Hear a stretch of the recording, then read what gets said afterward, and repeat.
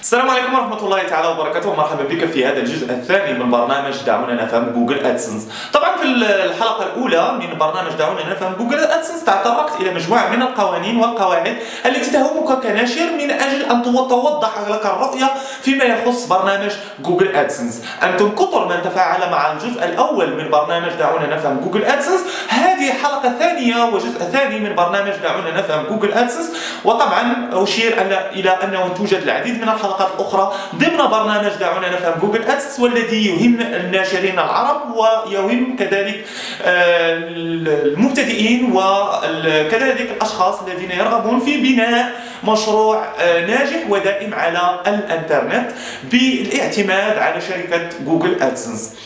طبعا في الجزء الأول كما قلت تطرقت إلى مجموعة من القوانين ومجموعة من التوضيحات فيما يخص شركة جوجل ادسنس. يمكنك متابعة هذه الحلقة انطلاقا من الرابط الذي يظهر أسفل يعني في الديسكريبشن أو في الوصف، ستجد رابط للحلقة السابقة. في هذه الحلقة سنتطرق إلى كيف تتراسل مع شركة جوجل ادسنس. يمكن أن العنوان نوعا ما غريب، ولكنه في الحقيقة مهم، لأن مجموعة يعني من خلال ملاحظتي لمجموعة من الأصدقاء ومجموعة من الناشرين ومساعدتي كذلك للإخوان المتواجدين على الصفحة، وجدت أن هناك الكثير منكم لا يستطيع أن يتواصل مع شركة جوجل ادسنس بطريقة صحيحة.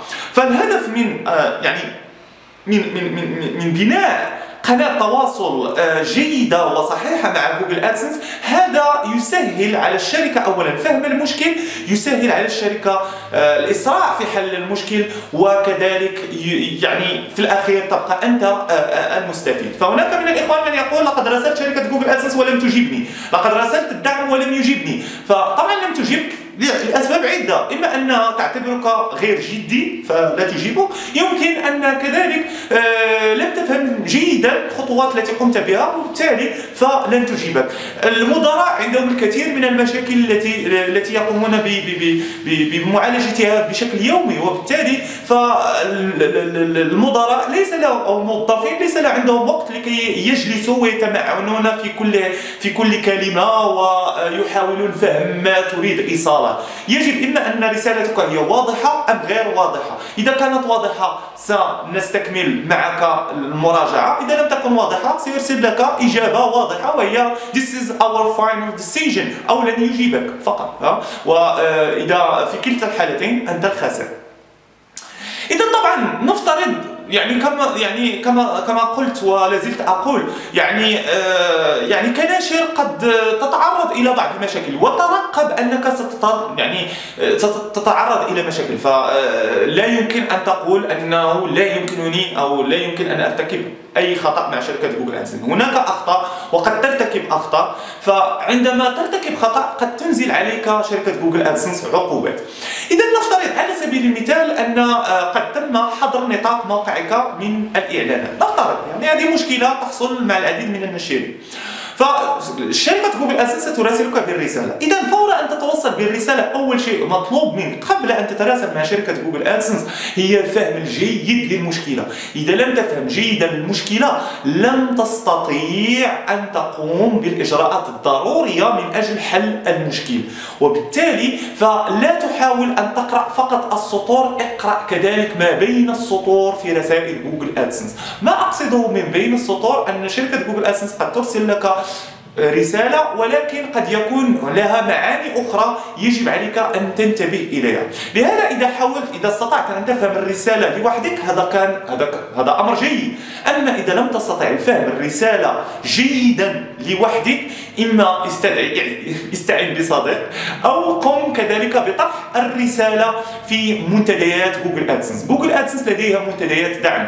اكتب فقط في جوجل ادسنس فورم، ستجد أن هناك منتديات من جوجل خاصة بدعم جوجل. اطرح رسالتك هنا، اطلب من المشرفين والأعضاء شرح الرسالة.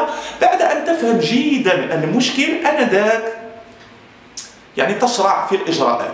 طبعا جوجل ادسنس ستطلب منك فقط حذف المشكل الذي سبب في حظر النطاق او الذي سبب في تطبيق عقوبات.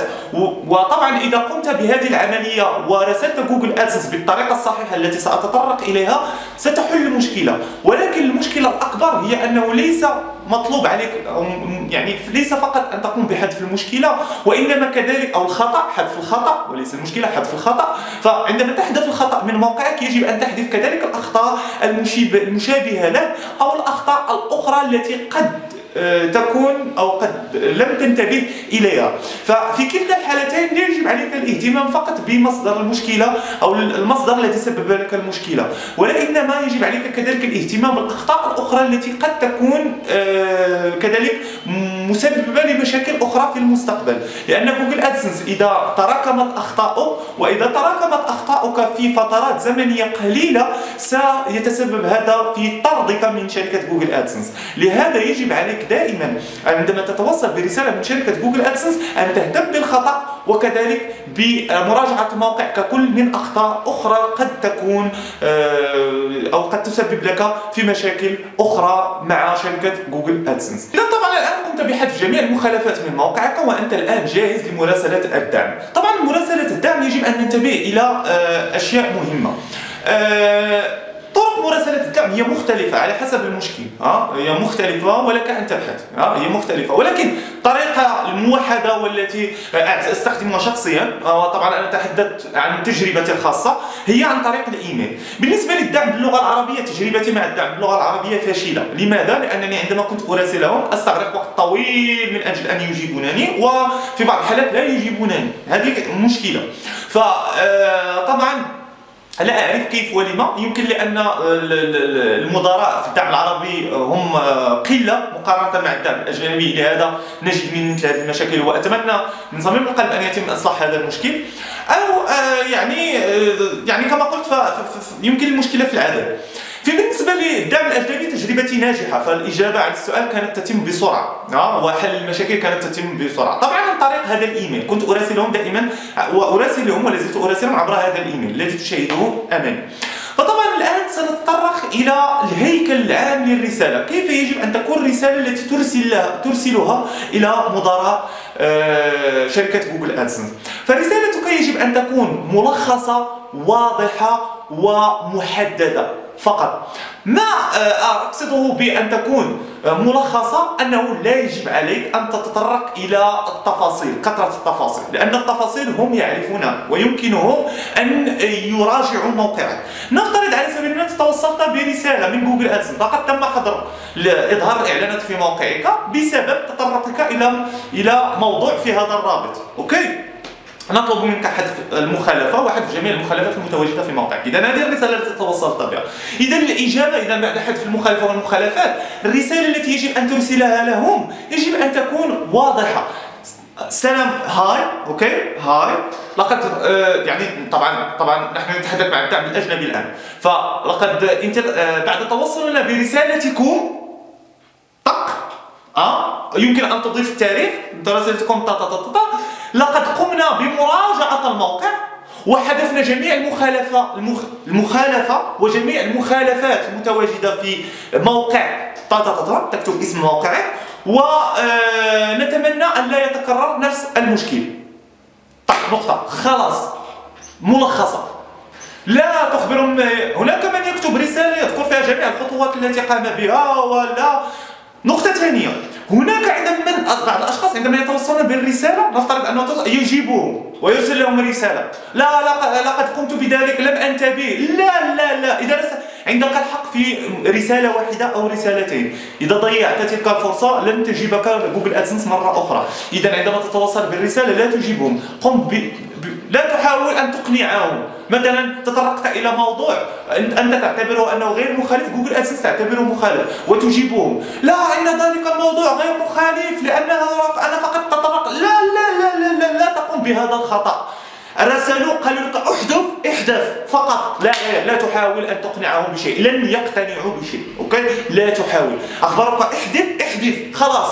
عندما ترسل لهم الرسالة لقد قمت بحذف، خلاص. يعني لا ترسل لهم إن الموضوع كان ومع ذلك سأحذف احذفوه او لن اعتقد ان الموضوع غير مخالف، ان لقد ارتكبتم فقط خطا. هذه الامور لن تقتنع بها جوجل ادسنس. اذا ارتكبتها فقد ضيعت عليك فرصه مراسلتهم، لان جوجل ادسنس عندما تراسلك بمشكلتك تنتظر منك استجابه، وهذه الاستجابه تكون لمره او لمرتين. اذا راسلتهم برساله تحاول ان تقنعهم بان المشكله راه غير موجوده في الموقع او ان سوء فهم، جوجل ادسنس ستضيع عليك فقط فرصه. ستجيبك ان هذا قرارنا هو قرار نهائي، او لن تجيبه. فاذا اخبرتك بمشكل قم بحله فقط، لا تحاول ان تتفلسف. للاسف. إذا الرسالة ملخصة واضحة، يجب أن تكون رسالتك واضحة كما قلت. فمن خلال المثال الذي أعطيتك إجابة على الرسالة واضحة، لقد توصلت بمشكل قمت بحذف المخالفة والمخالفات الأخرى المشابهة للمخالفة المتواجدة في موقعي.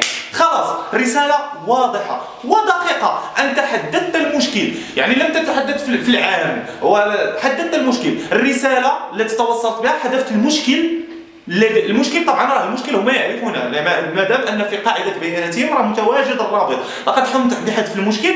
المدير ماذا سيقوم؟ يعني عندما اقول محدده سيبلي، راه يعني انه سيراجع فقط ذلك الرابط الذي وجدوا فيه المخالفه، راه لن يراجع الروابط الاخرى. الروابط الاخرى سيراجعها في المستقبل، واذا تكرر نفس المشكل في المستقبل ووجدوا نفس المخالفه في المستقبل في اوقات او في فترات زمنيه قليلة أو قصيرة عفوا، فآنذاك سيتم تطبيق بعض العقوبات النهائية، طردك من جوجل ادسنس.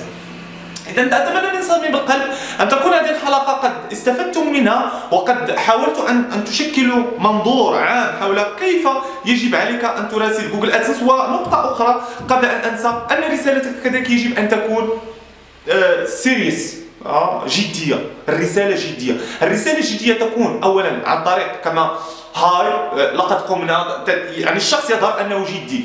أوكي، فرسائل غير جدية ليس عندي مثال الآن، ولكن هناك بعض الرسائل المكتوبة بطريقة هاوي. أتمنى أنه سبق لك وقرأت رسالة إدارية. الرسائل الإدارية تكون جدية، تكون صارمة. هكذا يجب أن تكتب إجابتك بالنسبة لجوجل ادسنس. يجب أن تكون جدية وصارمة، نقطة، وضوح، كلمات، أن تقتني كلماتك بشكل جيد. وعندما أقول الكتابة باللغة الإنجليزية، إذا كنت ضعيف في اللغة الإنجليزية شخص آخر يكتب لك باللغة الإنجليزية، لا تكتب أنت باللغة الإنجليزية، لأن إذا كانت عندك كثرة الأخطاء في الرسالة تعتبر هذه الرسالة غير جدية، غير صارمة، فالمدراء لا يتفاعلون معها. لهذا حاول أن تطلب من شخص آخر أن يكتب لك الإجابة. إذا كانت هذه أو كان هذا هو الجزء الثاني من برنامج جوجل ادسنس حول مراسلة شركة جوجل ادسنس. طبعا هناك لا زالت هناك أجزاء أخرى، ولا زالت هناك مواضيع أخرى وأخطاء أخرى يرتكبها الناشرين العرب للأسف. أتمنى من صميم القلب إذا استفدت من الموضوع اليوم لا تنسى أن تنقر على لايك، انقروا على لايك، لا تكونوا بخلاء.